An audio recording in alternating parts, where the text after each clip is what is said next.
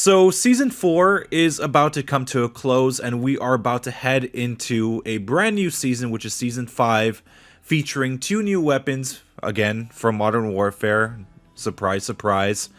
One of course being the CR-56 as well as the 7.25 shotgun. So it's high time that we have an end of season review just to close off season 4, because like I said, we have less than a week left before the new season begins, so why not just have a final review for this season. So I'll tell you, like, just straight up, I am loving this update. I loved season 4 and the way the way that everything played out, with the exception of one thing, and I'll get to that later on in the video.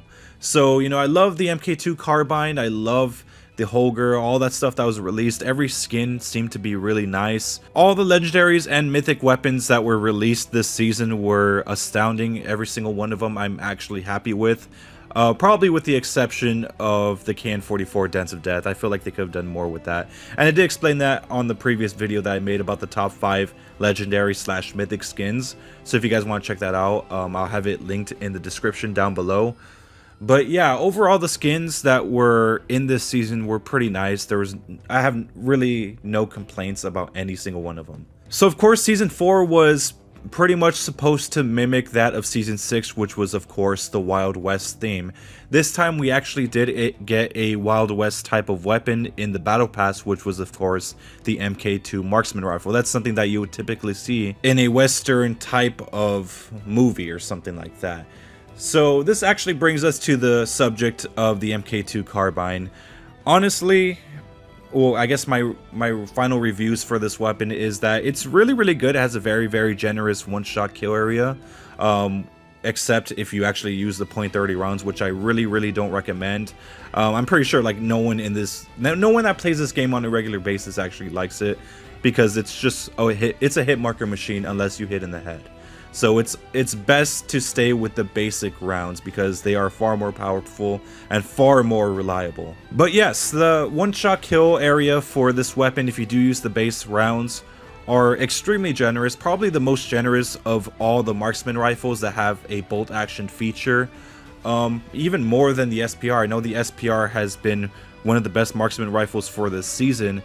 But the MK2, if you are a person that doesn't really have a lot of good accuracy, I recommend using the MK2 just for practice. Of course, you guys have heard me say this a lot. My main and only complaint, even though it's kind of minuscule, is the ADS movement speed. I think the ADS movement speed is complete garbo with this weapon. It's extremely slow. Even when you crouch, you can barely even move, and you don't even have to be ADSing. I don't know, it just seems to be really atrocious to the point where if you're ADSing in front of someone, you're pretty much a sitting duck. Other than that, I really do like the weapon. I actually prefer this over the Kilo bolt action. And I know the Kilo bolt action hasn't really been effective because they just made it a ton slower, which is actually kind of funny because they said that they were going to increase the speed of the marksman rifles. And that doesn't really seem to be the case this season because they still kind of feel slower than sniper rifles. And they're supposed to be lighter versions of them. The next weapon that we did get within this season was a melee weapon, something that we hardly ever get nowadays. The last one that we had was like the shovel, and that was a few seasons back. But yeah, we did get the sickle, which is a very fast melee weapon, but it has very low range. That's my only complaint with that thing, is that you have to actually be hugging the person in order to get the kill. And it's not really hard if you know how to play your cards right. If you're a person that is pretty good with, you know, melee kills, it shouldn't be too much of an issue. But for those who are relatively new to it, or they are just too used to the axe or the baseball bat that have like an insane amount of range, you're gonna have a little bit of trouble with the sickle.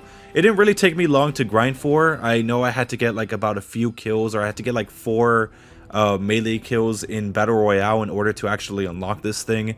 And when it came to the Damascus unlock, it wasn't really that hard. A lot of people were giving me complaints that they weren't able to unlock Damascus for some reason. I don't know what to tell you guys. I never had that issue. I probably never had this issue because, I mean, I always unlock Damascus on every single weapon that comes out. So maybe that issue just doesn't fall with me. I guess some of you guys maybe have gotten Damascus a little later on than I did. So again, I don't know what to say on that part. But last, I did get diamond on it, which didn't take too long. The whole grind took me about maybe like 3 hours, because you just have to get Damascus or gold and just get like 500 kills, which was easy because you could just go into shipment and just get those kills easily in every single match. So yeah. So now let's talk about the most recent weapon that was released, which was actually supposed to be the second functional weapon. That, of course, being the Holger 26 LMG. So I know this weapon has received so much positive reception, for good reason, because it's versatile in almost every single way. I mean, it has range, it has power, the speed is insane depending on how you built it. You could build it like an SMG, or you could build it like as an assault rifle, or just have it as a base LMG model. You know, the mag options are amazing. You have a fast mag and even a double stack mag, which is actually the second one to have it, next to the Peacekeeper. So the Holger 26 was the weapon of this season to receive the mythic. Unfortunately, the MK2 carbine only received a legendary. So the Holger mythic is something that actually came out recently, I think last week of Thursday. And in my honest opinion, I really do like the mythic. A little bit not creative, because I mean, it kind of has that same, you know, effects that happen in the body of the gun. It's the same usual shit that you would see from like all the other mythic weapons. So I feel like it kind of lacks a little bit of creativity, but in terms of appearance and just the overall effects and everything, it was really nice. And it was the first mythic to ever have, you know, metal skins and I guess a title card skin in game. So it's really nice. I really do like it. So I'm assuming that since we already got it this season, we're not going to get another mythic until like maybe season 6, because it does tend to be released every other season. So yeah, season 5 is probably going to be filled with nothing but legendaries, so that's something to keep in mind. So yeah, the weapons, like I said, all around, they're pretty nice. I really liked every single one of them, and I still use them to today. I mean, like, I did unlock diamond and I did get the legendary, so might as well make my money's worth, right? So now let's talk about the ranked season as well as the world championships. I know I'm a controller player, so you probably might think I should not be entitled to have a say on any of this stuff, but I'm just going to talk about the rewards and just my opinions on them, because my friends do have them and I've seen them. I've actually picked up one of them and it looked pretty nice, but I felt like they could have done a little bit better, because the rewards for ranked, they're alright. They're alright. I mean, the KN44 championship mindset, I think that's what it's called, has like this lion animated effect all over it. It's mainly like a black gun but with that golden lion, and on the mag it has like the names of like the major Call of Duty mobile YouTubers. And some people like it, some people don't. I mean, the only ones that really hyped it up were the ones that were actually involved with that gun, you know, like like Hawk's Nest, Bobby, and Ferg, you know, all that stuff.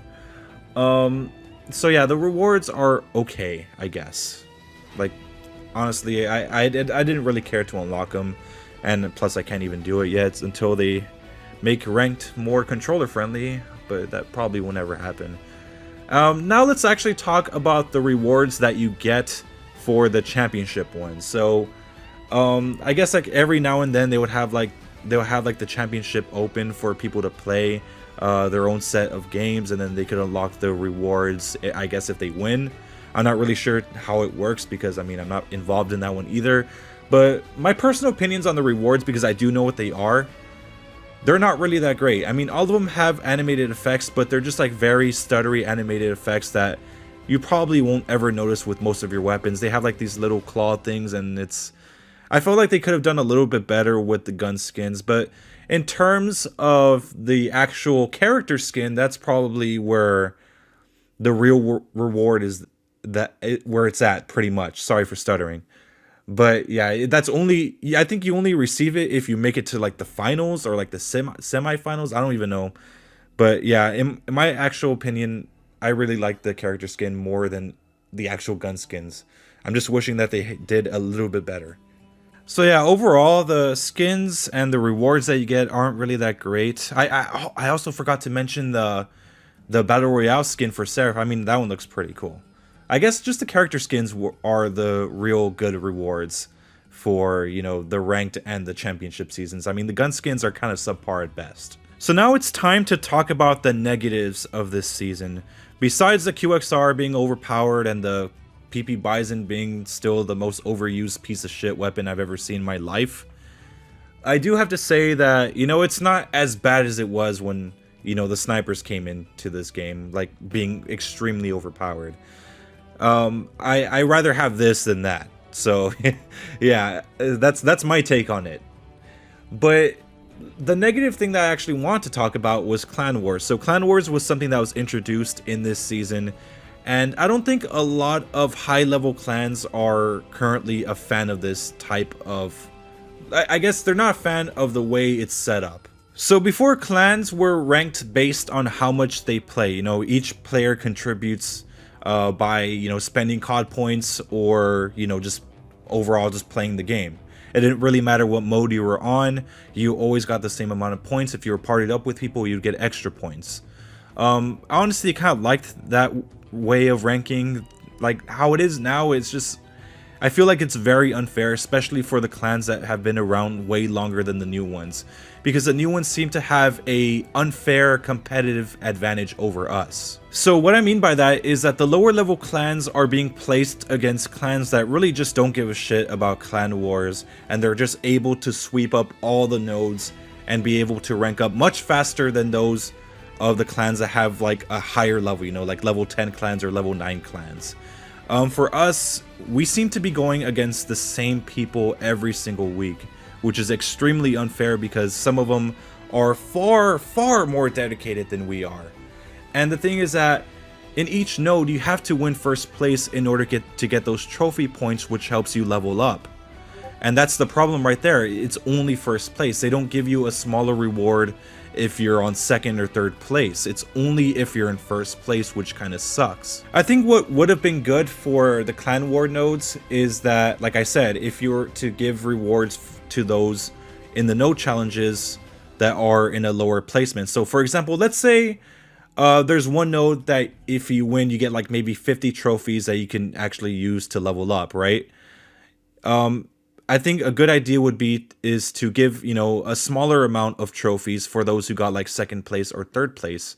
So like, let's say for example, it's 50 for first, 30 for second, and maybe 10 for third place, you know, something like that, to kind of meet us halfway so we could all have a chance to level up instead of just one clan just taking everything for themselves. And let's be honest, if this keeps happening where we keep getting placed against the same people, only the lower level clans are going to be able to reach legendary by the end of the series. And really think about it. I mean, how is it fair for clans that just started like maybe like what 5 minutes ago to already have a higher ranking than us because they're being placed against people that don't give a shit about clan wars, while us that have been dedicated since like what, day one or a lot longer than they have are just suffering fighting against the same people that get way more points than we do, and we're never able to level up. It's not a fair situation.